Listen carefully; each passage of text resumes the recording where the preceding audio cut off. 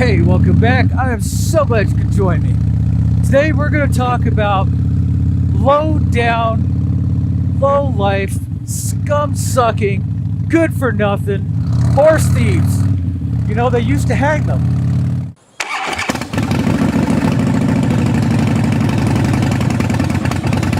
Hey, welcome back. I'm so glad you could join me. With Daytona behind us, there was a lot of news about people getting stuff stolen. I know that several bikes got stolen, several bike parts got stolen. Come on, man, they took the wheels off somebody's bike? That's crazy. And I can't help but think that, you know, back when these rallies were primarily club events, if that would have happened. You know, I park my motorcycle and I think, you know, my helmet's probably safe here or what have you.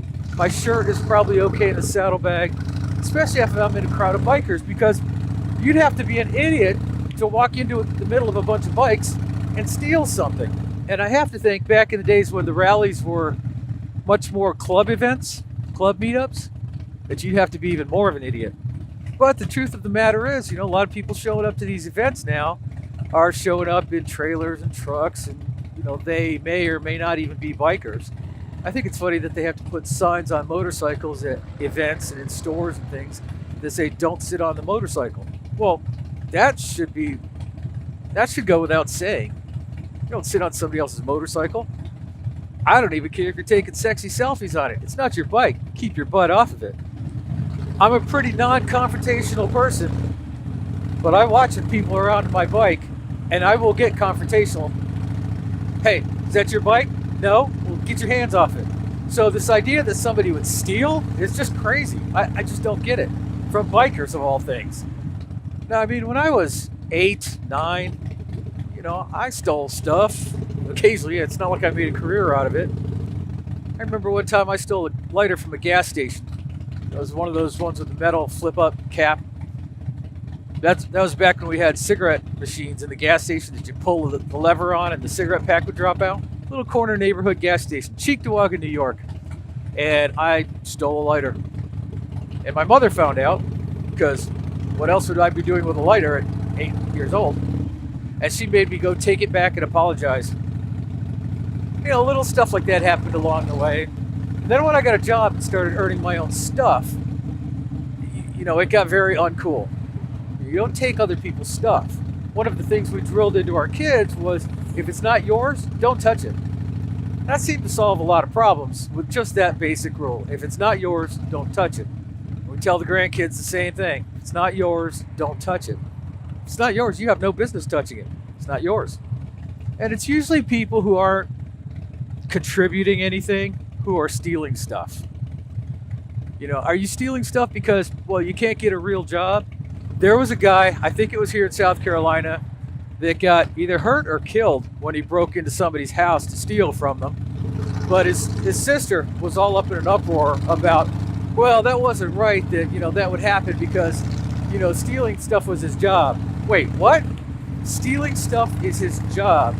Is that an entry on the tax form? Profession? Low-life scum-sucking thief. No, it's not a job. Dealing drugs isn't a job.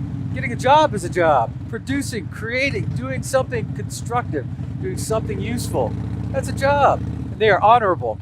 You know, we talk about respect and tradition and honor and all that stuff, but man, you don't have any right to talk about that. Those words shouldn't even come out of your mouth if you steal things. I know there's a tendency to think, oh, well, you know, it's from a company, it's not from a person. Or it's from the government, you know, it's not from a person. Which, you know, I get it. They steal enough from you, but that's not the point. Stealing isn't as much about the other person as it is about who you are. Your integrity, your honor. Now you may say, well, Chris, what if they're stealing food for their starving children? And there's something to be said for that. I'm not without compassion. Here's the thing. If you're stealing Harley Davidson in your pickup truck, you could get money. This isn't about food. If you're walking around with an iPhone in your pocket that's got service, this isn't about food. You know, how many of these people are stealing bread from the local store? You know, it's not about food. It's that they're low-life, horse-stealing scum. And we used to hang them. Oh good, it's a parking lot. We get to talk for a long time this morning. And I just think you'd have to be crazy to steal stuff in the midst of a bunch of bikers. Because I gotta tell you, if I catch anybody messing with my motorcycle or stealing anything from it, or heaven forbid, stealing the motorcycle, I have to be careful what I say online because I don't want it to be used against me at the trial. But it will go badly. It will go badly. It will go very badly. And for that matter, if I catch somebody stealing something off of somebody else's bike, it's not likely to go well. I have no time or patience or tolerance for thieves. And you'd have to be just plain dumb to steal from somebody with a motorcycle in the midst of a bunch of motorcycles. So how somebody loads up a motorcycle on a truck with nobody saying, "Hey, is that your bike?" I just don't get it. Now, I'm not saying you should get all confrontational, although there's just cause. It's like the Israelis handle airport security. They'll get into a conversation with you. And if it doesn't make sense, raises their flags. And if somebody's loading a motorcycle on a truck, that raises a flag. Yeah, I just don't get it. You know, I understand that everybody wants more. That's the human condition. That's the state that we're in. We want more. And if possible, we want the easiest way to get it. But the only thing they can't take away from you, the only thing that you're going to take with you is your honor. And I know honor won't put food on the table, but we've already established that a lot of times it's not about food. It's just crazy. When I park down at these events, I usually park in a paid-for lot. In Daytona, I specifically park in, I think it's the Christian Motorcycle Association, in their lot. You know, it's $5. They keep a really good eye on your bike.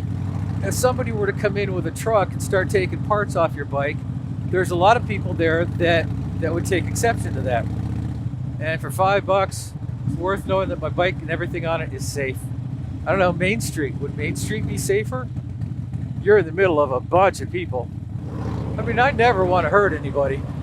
But you mess with my bike, you're begging for it. You're asking. You're like, please, catch me, hurt me. This is one of those vlogs I'm not even sure there's a response to. I mean, is somebody going to comment, you know, thieves are okay. They're just misunderstood.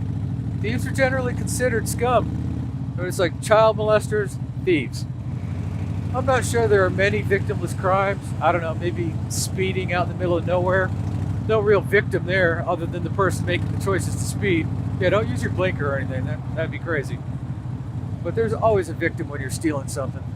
Thieving is not a job. You can't put it on your resume.